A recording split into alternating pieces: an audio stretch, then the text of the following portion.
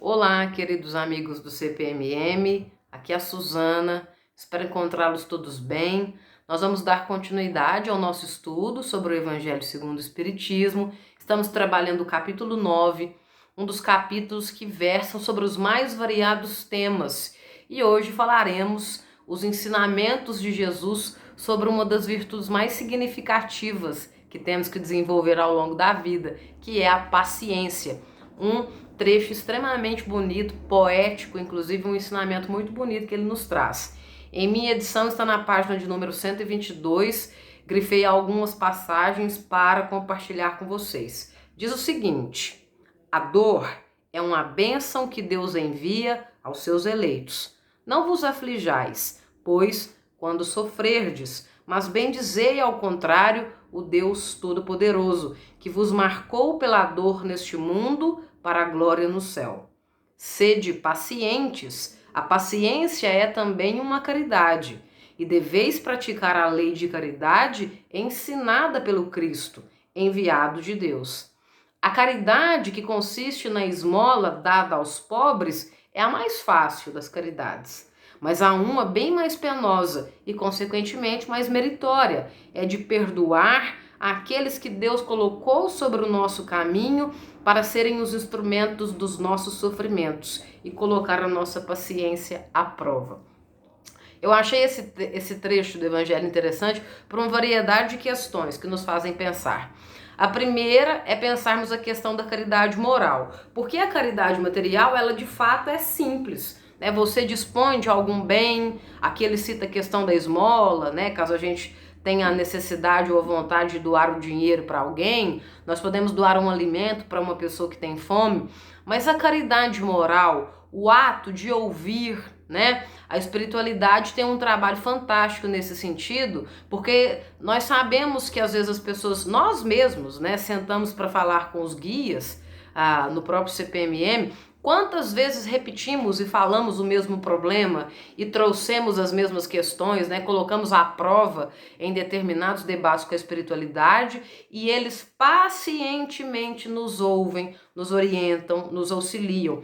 Inclusive, eles vão permitindo que a gente vá, como se a vida, né, fosse de fato um novelo, que a gente vá aos poucos ali, tirando cada um dos fios, né, desenvolvendo esses nós, para que nós possamos ter compreensão sobre as coisas. Isso é caridade moral, ouvir o outro, né? Outro dia eu ouvi que alguns amigos não são bons ouvintes. Eles são bons para fazer uma variedade de coisas, né? São bons para ajudar caso você precise de dinheiro, eles são bons para ajudar caso você precise resolver alguma coisa bem rapidamente, mas às vezes não conseguem ouvir o outro. E ouvir, de fato, é uma arte. Nesse trecho aqui do Evangelho, Jesus nos convida a pensar sobre isso, né? Porque as dores que nós sentimos, as complicações que são acometidas ao longo da nossa vida, elas têm a função única de nos ensinar, de nos trazer alguma coisa, alguma experiência, né? Não é porque nós estamos ali sendo castigados, né? Aquela ideia de um Deus déspota e que nós somos pobres formiguinhas numa fazenda, né? E Deus se diverte com isso. Essa ideia não existe. Todas as provas e expiações que vivemos aqui, sabemos que são reflexos do nosso passado.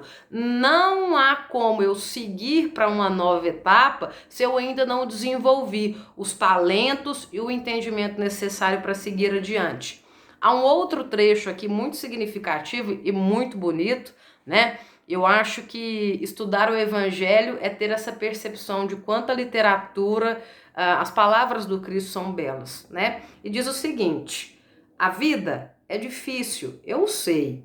Ela se compõe de mil nadas, que são picadas de alfinetes que acabam por ferir.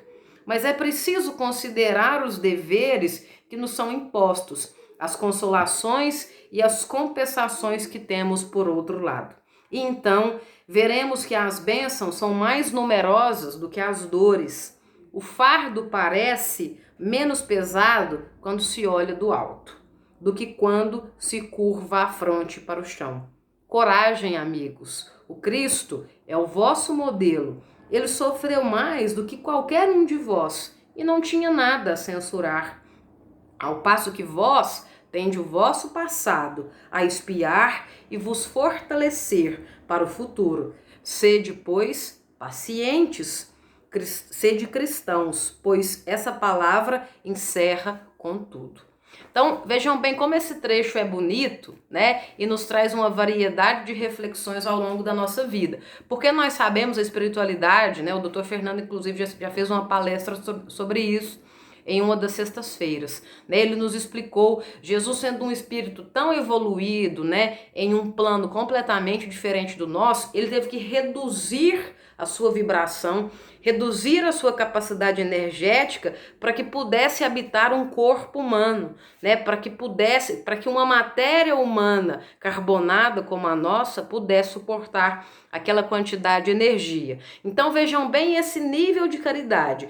Eu que sou, né, perfeito, do latim feito por inteiro, não há nada que eu deva fazer, né, ou que eu tenha que completar. Eu reduzo a minha capacidade energética para ter uma matéria semelhante a que os meus filhos, né, vão viver, para que eles se sintam reconhecidos em mim e para que eu consiga, através de ensinamentos, de parábolas, que são os exemplos que ele trazia, né, para as pessoas que viviam naquela época, era o modo que ele encontrou de ensinar, para que essas pessoas se sintam reconhecidas e possam aprender. Isso é um nível de caridade altíssimo. E ele não tinha nada para poder, né, resolver, não tinha feito nada de errado que ele pudesse vir, né, a conquistar um mérito aqui no planeta Terra. Não, foi só por uma questão de ensinamento, de amor, né, de compaixão por todos nós. Agora nós não, né, nós temos várias questões que o nosso espírito, ao longo das caminhadas aí da roda das encarnações, nosso espírito acabou adquirindo, e aí a necessidade de depurar isso para chegar aí em novos momentos, em outros planos. Então, quando nós questionamos a questão da paciência, a questão da caridade moral, é preciso colocar no lugar do outro, não fazer aquilo que eu não gostaria que fosse feito comigo. É preciso ter um entendimento da realidade do outro. Há uma história que eu gosto bastante, inclusive eu já contei essa história para o Issa, e ele sempre dá risada disso. Dizem que nos primórdios ali da Revolução Francesa, a Revolução Francesa, ela começa, a data dela é 14 de julho de 1789, porque é a data da queda da Bastilha, né? Inclusive essa data é tão importante na história que ela marca o fim da Idade Moderna e o início da Idade Contemporânea, nos grandes períodos históricos. E começou muito antes, porque as revoluções começam geralmente porque as pessoas estão passando fome. Então, cuidado com dietas muito rigorosas, porque elas dão início aí a revoluções. Vejam bem, a população francesa a França estava passando por um período muito longo de seca, né? Faltava trigo e, consequentemente, se não tinha trigo, não tinha farinha. Se não tinha farinha, não tinha o fatídico pão francês, né? Que nós consumimos bastante, inclusive aqui no Brasil. E a população passando fome, as mulheres, né? Esse episódio, inclusive, é conhecido na história como Jornadas de Outubro. As mulheres marcham até a porta do Palácio de Versalhes, que fica a 23 quilômetros do centro de Paris, e era a moradia oficial da família real da França, né? A dinastia Bourbon vivia lá. E aí as mulheres, né, chegam à porta do palácio clamando por pão e querem falar com os monarcas, né? À época, o rei da França era Luís XVI e a rainha era Maria Antonieta, né, era princesa da Áustria e acabou se tornando aí rainha da França depois de casar com Luís XVI. E a Maria Antonieta era completamente deslumbrada pela questão da corte, né, por ter sangue azul, por pertencer a uma família real. Eles acreditavam que o poder vinha de Deus. E aí diz assim, quando a multidão, as mulheres na porta do palácio, clamando para conversar com os monarcas porque não tinha pão, né? E diz que Maria Antonieta abre o seu leque e diz então, se não há pão, que comam brioches, né? O brioche é também um alimento derivado da farinha, né? Mas obviamente é muito mais caro do que um simples pão francês. Isso denota para nós a total falta de entendimento que ela tinha da realidade do seu próprio povo, né? Não é à toa que foi destronada e perdeu a cabeça, literalmente, né, por esse povo, por não conseguir, nem nos momentos mais críticos, ter o mínimo de compaixão e se colocar no lugar de outra pessoa. É muito importante fazer esse exercício diário de pensarmos as coisas nas óticas de outras pessoas. Por quê? Não é só a nossa opinião que deve ser considerada, né? Nós vivemos num mundo completamente heterogêneo. Então é muito importante valorizar a opinião do outro, respeitá-la acima de tudo. Nem sempre nós concordamos com tudo que é exposto, com as ideias que são apresentadas, mas o respeito é válido e cabe em todos os lugares, para que a gente não viva, né, fora da realidade, feito Maria Antonieta, e para que não percamos a cabeça, como ela perdeu. Um beijo para todos vocês, fiquem com Deus e até o nosso próximo vídeo.